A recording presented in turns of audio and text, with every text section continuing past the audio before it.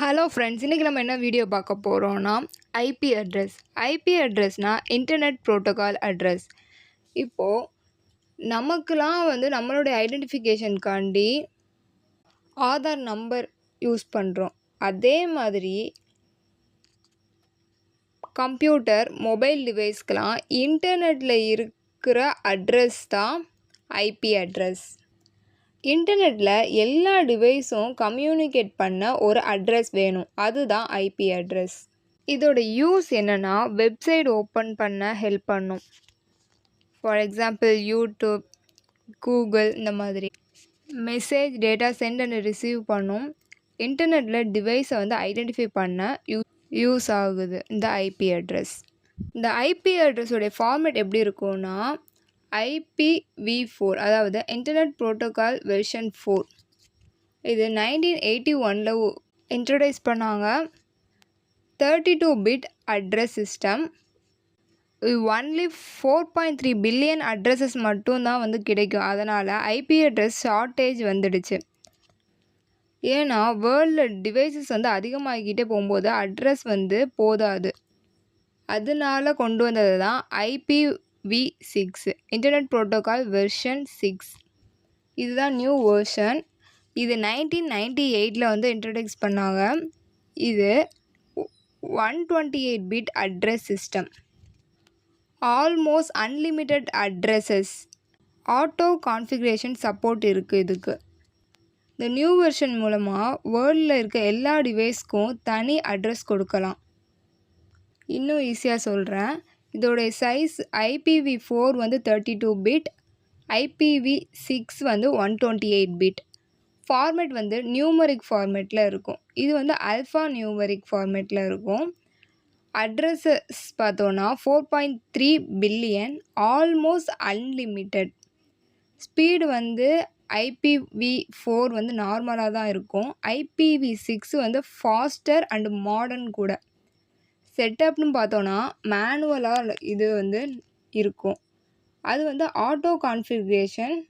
இப்போது type of IP address பார்ப்போம்.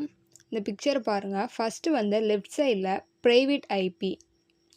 பிக்சரில் 2 லேப்டாப் இருக்குது. அதுக்கு 2 ஐபி அட்ரஸ் இருக்குது. இதுதான் ப்ரைவேட் ஐபி. இந்த ப்ரைவேட் ஐபி வைஃபை ரவுட்டருக்குள்ளே மட்டும்தான் யூஸ் ஆகும். இன்டர்நெட் டைரக்ட்லி யூஸ் பண்ண முடியாது. மிடில் ரவுட்டர் தான் main device. Private IP device எல்லாத்தையுமே கனெக்ட் பண்ணும். ரவுட்டருடைய வேலை ஹோம் டிவைஸை இன்டர்நெட்டுக்கு பிரிட்ஜ். ப்ரைவேட் ஐபியை பப்ளிக் ஐபியாக கண்ட்ரோல் ஃப்ளோ ஹேண்டில் பண்ணும். ரைட் சைடில் பப்ளிக் ஐபி. ரவுட்டர் இன்டர்நெட்டுக்கு கனெக்ட் ஆகும். இன்டர்நெட் சர்வீஸ் ப்ரொவைடர் ரவுட்டருக்கு பப்ளிக் ஐபி கொடுக்கும்.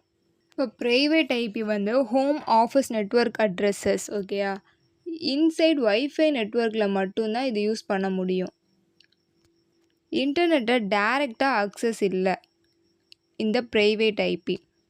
செக்யூரிட்டின்னு பார்த்தோன்னா more safe, hidden inside network. Private IP யார் கொடுப்பான்னு பார்த்தோன்னா அந்த ரவுட்டர் தான் கொடுக்கும்.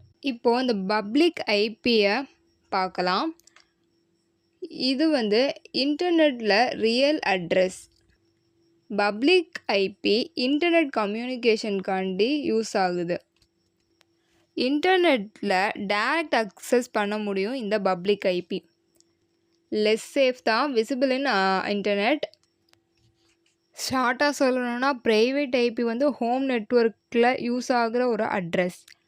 பப்ளிக் ஐபினா இன்டர்நெட்டில் நம்ம டிவைஸ் ஐடென்டிஃபை ஆகிற அட்ரஸ். ஓகேவா.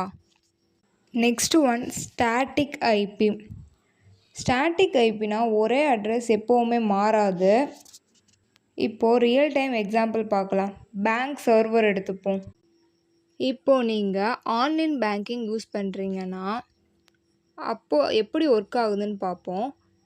யூசர் ரெக்வெஸ்ட் பண்ணுறோம். ஃபஸ்ட்டு நீ மொபைலில் பேங்க் ஆப்பை ஓப்பன் பண்ணுற, லாகின் பேஜ் ஓப்பன் ஆகணும். ஸ்டெப் 2, இன்டர்நெட்டுக்கு ரெக்வெஸ்ட் போகுது. எப்படி போகும்னா மொபைல்லேருந்து ரவுட்டருக்கு போகும், ரவுட்டர்லேருந்து இன்டர்நெட் சர்வீஸ் ப்ரொவைடருக்கு போகும். ஸ்டெப் 3, ஸ்டாட்டிக் ஐபிக்கு ரீச் ஆகும். பேங்க் சர்வர் ஆல்வேஸ் சேம் அட்ரஸில் தான் இருக்கும். இது சேஞ்ச் ஆகாது. எப்பவுமே அதே அட்ரஸில் தான் இருக்கும்.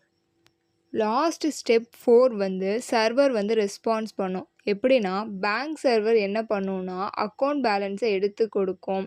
டிரான்சாக்ஷன் டீட்டெயிலை வந்து அனுப்பும். இது ஒன் ஆஃப் த எக்ஸாம்பிள் தான் வந்து ஸ்டாட்டிக் ஐபி.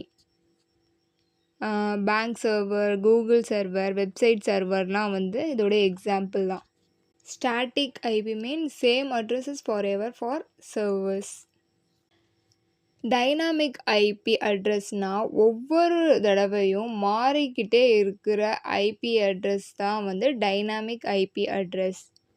நீங்கள் இன்டர்நெட் கனெக்ட் பண்ணும்போது ரவுட்டர் அல்லது இன்டர்நெட் சர்வீஸ் ப்ரொவைடர் வந்து நம்மளுக்கு ஒரு ஐபி அட்ரஸ் கொடுக்கும். அது டெம்பரவரி. ஒவ்வொரு தடவையும் கனெக்ட் ஆனால் நம்மளுக்கு மாறிக்கிட்டே இருக்கும் அந்த ஐபி அட்ரஸ். ரியல் டைம் எக்ஸாம்பிள்னால் நீங்கள் மொபைல் டேட்டாவை ஆஃப் ஆன் பண்ணும்போது வைஃபை டிஸ்கனெக்ட் ரீகனெக்ட் பண்ணுறீங்கன்னா ஃபஸ்ட்டு ஒரு ஐபி அட்ரஸ் வரும்.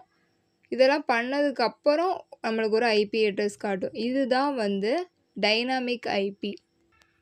இது எப்படி வேலை செய்யுன்னு பார்த்தோன்னா டிஹெச்சிபி இது தான் வந்து அசைன் பண்ணும் IP address. Device, mobile, PC எல்லாத்துக்குமே டிஹெச்சிபி சர்வர் தான் ரவுட்டருக்கும் இன்டர்நெட் சர்வீஸ் ப்ரொவைடருக்கும் ஐபி அட்ரஸை அசைன் பண்ணும்.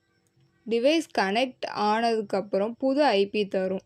இதோடைய அட்வான்டேஜ் என்னென்னா ஆட்டோமேட்டிக்காக ஐபி வந்து அசைன் ஆகும். செட்டப் செய்ய வேணாம். ஹோம் யூஸருக்கு ஈஸியாக இருக்கும். டிஸ்அட்வான்டேஜ்னு பார்த்தோன்னா ஐபி மாறும். ட்ராக்கிங், ஹோஸ்டிங் சூட்டபுளாக இல்லை. ரிமோட் அக்சஸ் வந்து டிஃபிகல்ட்டாக இருக்கும். டைனாமிக் ஐபினா ஒன்றும் இல்லை. இன்டர்நெட் நம்ம கனெக்ட் பண்ணும்போது ஒவ்வொரு தடவையும் ஐபி அட்ரஸ் மாறிக்கிட்டே இருக்கும். இந்த வீடியோ உங்களுக்கு யூஸ்ஃபுல்லாக இருக்கும்னு நம்புகிறேன்.